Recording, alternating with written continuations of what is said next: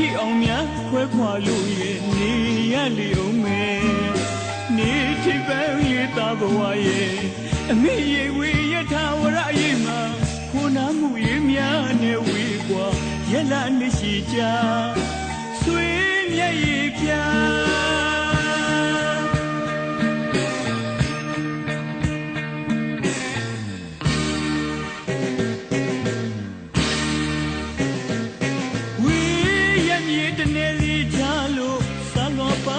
တော့လိုက်တယ်မွေမိမိရဲ့တစ်ချိန်ငါသားလေးအမေပေါ်နှွေဆိုးဆိုးရဲ့အပြစ်လေးများရဲ့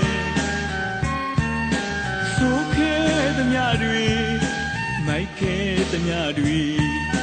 မိုက်ခဲ့သမျှတွေဆိုခဲ့သမျှတွေခွင့်လို့ပေးပါအမေ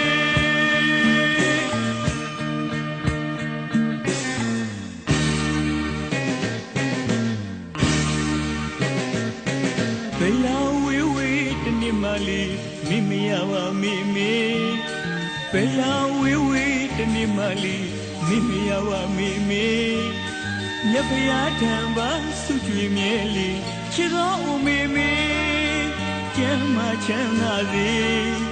ဝေးတမြေမမိမေ